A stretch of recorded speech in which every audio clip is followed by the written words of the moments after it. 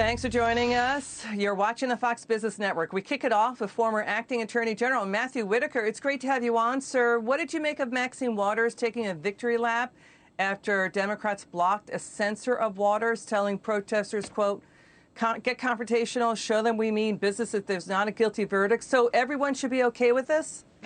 No, we should not be okay with it. And good evening. It's good to see you, Liz. We don't need grandstanding politicians that are go around stoking the mob, and threatening our judicial system. This is, I think, one of the things that is really challenging in this time, and that is that we have people like Maxine Waters and others on the left, that are essentially inciting violence. I remember when I was at the Department of Justice in 2018 when she called for confrontation against people in Trump's cabinet. Wasn't helpful then, isn't helpful now. And so I think she needs to tone down her rhetoric, and we need more statesmen and stateswomen that are bringing America together and solving the intractable problems that we face, and not taking victory laps just because they're partisan and their party protects them from being held accountable.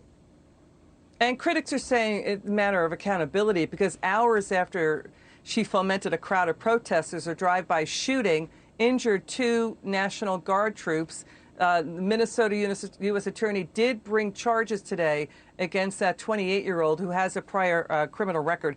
We've got the Senate being pushed to take on House police reform. We're going to show the viewer some of the details of what's in that. The Justice Department opening up a probe of the Minneapolis police. Your take on all of those issues? Yeah, I think what the Senate is considering could have been solved when Tim Scott proposed his bill, but was defeated by partisan Democrats who didn't want a victory for bipartisanship. And so I look at that bill and I think I'm going to watch very carefully what Tim Scott and some other leaders like Mike Lee, Rand Paul, and are saying on that bill. I think there's some good things, like again, it's hard. Each situation is unique, and the police officer is in a dynamic situation where they have to employ necessary and appropriate tools. And I think one-size-fits-all federal standard from Congress that really can't even remember the last time that they've been in the real world. I think that's dangerous for them to mandate things. I think the state and locals should be able to control what their police and the tactics they employ.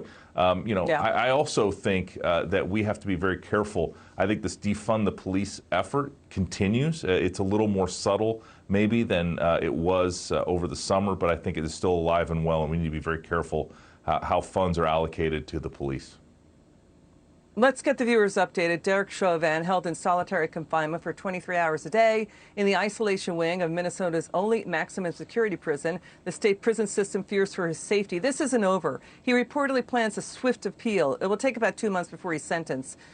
His fellow arresting officers will go on trial later this year.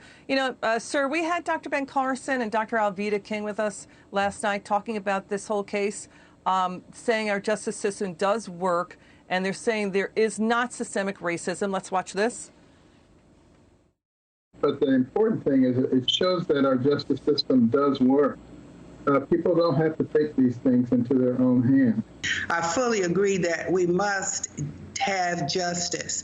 However, I'm very disturbed when the leaders of our country, Maxine Waters in particular, and Nancy Pelosi encouraging her to call people to get in the streets and really riot. So how would a riot, regardless of what that verdict would have been, how would it heal the hearts of America, causing people to riot, to burn, and to loot?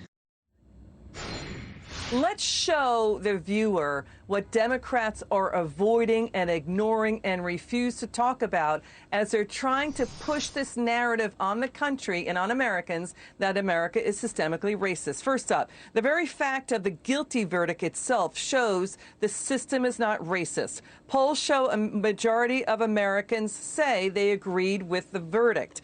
70 million people voted for Barack Obama in 2012. 65 million people voted for Barack Obama in 2010.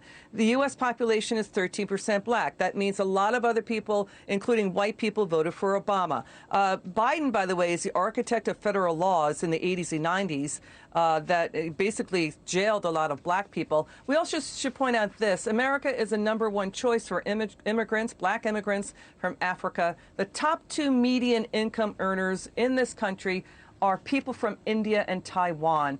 So how do you think that the U.S. is systemically racist from coast to coast? I don't, nor do I think law enforcement is, and our system of justice does work. Each case, that folks point to, whether it's George Floyd, whether it's Eric Garner, each incident that we've seen transpire is a unique set of facts, and there is never, in the Derek Chauvin trial, there was no evidence of racism or a racist intent on behalf of Mr. Chauvin. I mean, this is obviously a tragedy, and George Floyd shouldn't have died, and at least one officer's been convicted of murder. And so I think our system of justice is the best in the world, Liz, and I think we need to tell ourselves and remind ourselves that we have created a system that works, that the citizens are involved by being part of the jury, by electing prosecutors at the state and local level. And so I think we can always move to a more perfect union, but I think we're pretty darn good, at least as you compare to the rest of the world. Matthew Whitaker, thanks for joining us. Good to see you.